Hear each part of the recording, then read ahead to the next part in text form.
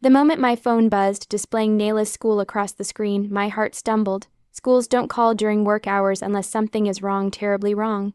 I excused myself from the conference room, ignoring the confused looks from my team, and stepped into the hallway with trembling hands. "Hello," I answered, already bracing myself. "Mrs. Alina."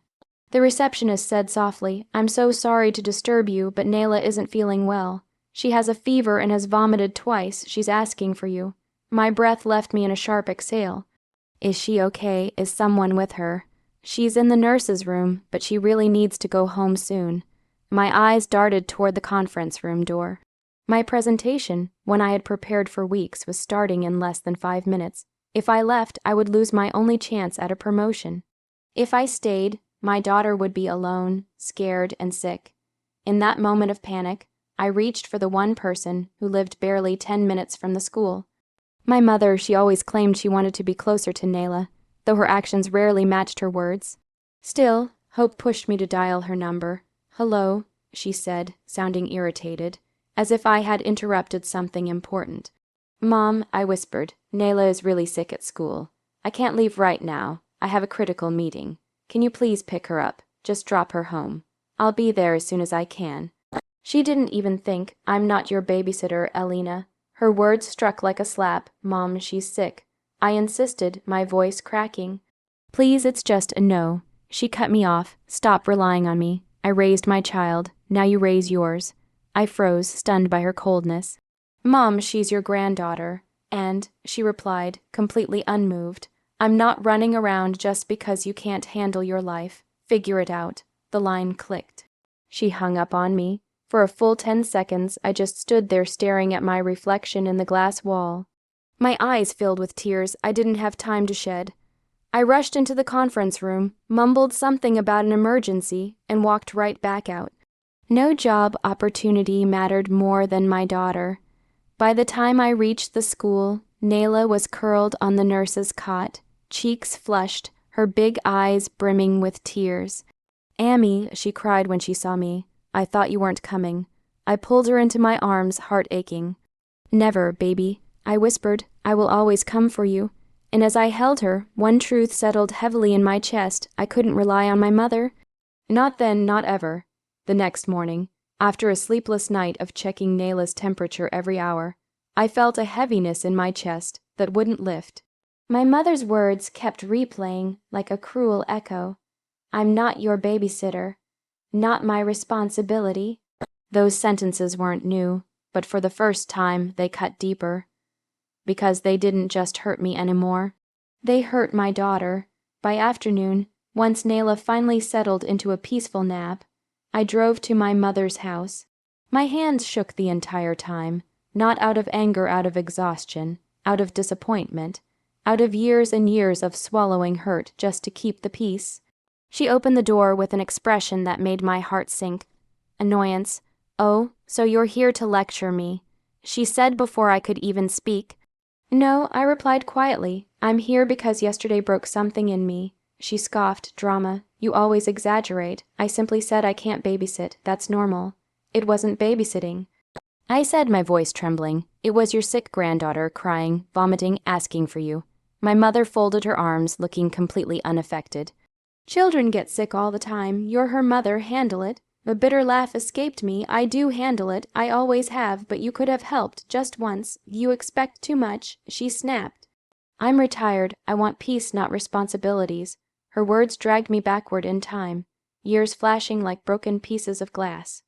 I remembered the nights she left me alone because she was tired, the school events she skipped because she wasn't in the mood, the way she adored my younger brother, praising him endlessly, while I was always too emotional, too sensitive, too needy. As a child, I tried so hard to be enough for her.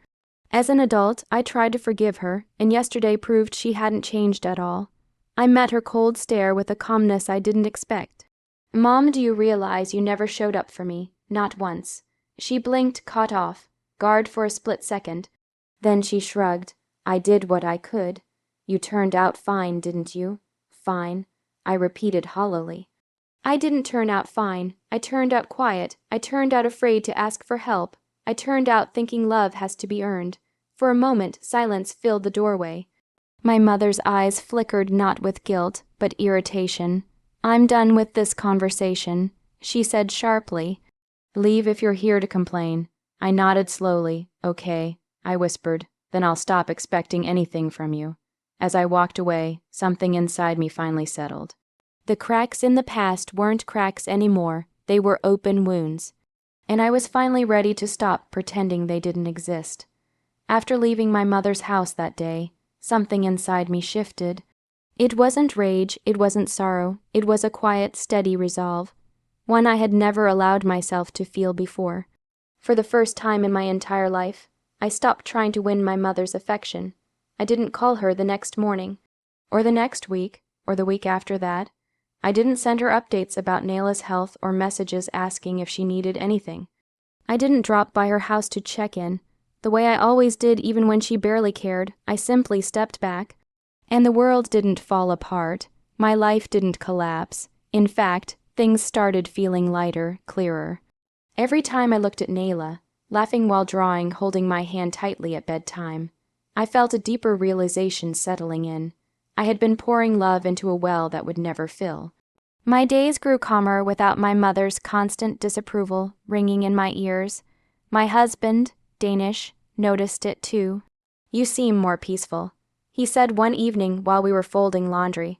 I said slowly, "I finally stopped chasing something that was never real." He nodded, squeezing my hand. "And now you can give that energy to yourself, and to Nayla." But peace wasn't something my mother handled well. By the third week, she began calling, first irritated, then demanding. "You've gone quiet. What's going on?" she asked one afternoon, her tone sharp. "I've been busy." I replied simply. "You never used to ignore me." She snapped. I didn't answer. 2 days later, she called again. "I need you to take me to the doctor. My car won't start." Old Alina, the one who lived for crumbs of her approval, would have rushed to her side instantly. But that Alina was gone. "Mom," I said, my voice steady, "I can't help you today." "What do you mean you can't? You always do." "I'm not your chauffeur," I said quietly. "You told me yourself. You're not my babysitter. I think it's time we respect each other's boundaries." The silence that followed was heavy, stunned, almost painful. "You're being cruel," she whispered. "No," I replied. "I'm being fair." She ended the call without another word. For a brief moment, guilt pricked my heart, but it faded just as fast, because this wasn't revenge in the way people imagine it. I wasn't hurting her to hurt her. I wasn't punishing her. I was simply returning her energy, returning her choices, returning the relationship she built, and the sweetest part, for the first time, I chose myself. I chose my daughter. I chose peace, and as days passed, one thing became clear. Distance wasn't destroying me. It was saving me. A month passed. A month of silence, a month of peace I had never known. I didn't realize how heavy my mother's presence had been until I stepped away from it. My heart felt clearer. My home felt warmer. My daughter's laughter filled the spaces where anxiety once lived. But with distance came consequences, ones my mother never believed she would face. One quiet afternoon, as I was helping Nayla arrange her crayons, the doorbell rang. I wasn't expecting anyone. When I opened the door, my mother stood there, looking smaller than ever. Her confident posture was gone. Her eyes were swollen like she hadn't slept. "Can I come in?" she asked softly. I hesitated. For years, I had let her in into my home, into my heart, into myself. Worth. But this time, I opened the door slowly, cautiously. She stepped inside and looked around, as if seeing our home for the first time. Then her gaze fell on Nayla, who was sketching a pink cat in the living room. "She's grown," my mother whispered. "She grows every day." I replied. My mother swallowed. I'd like to see her. I miss her." The irony stung like salt in a wound. "You didn't miss her when she was sick and asking for you," I said quietly. She flinched. I didn't think it was serious." "You didn't ask," I said. "You didn't want to know." Silence stretched between us. Then she whispered, "Alina and I'm lonely." I sat across from her, meeting her eyes. "Lonely doesn't erase how you treated me, or her," She opened her mouth, searching for excuses. I didn't know how to be affectionate. My mother wasn't loving either. I just repeated what I knew. My heart softened, but only a little. Mom, I said gently, you had choices. You could have treated me differently. You could have broken the cycle, and yesterday, you could have chosen to be there for your granddaughter.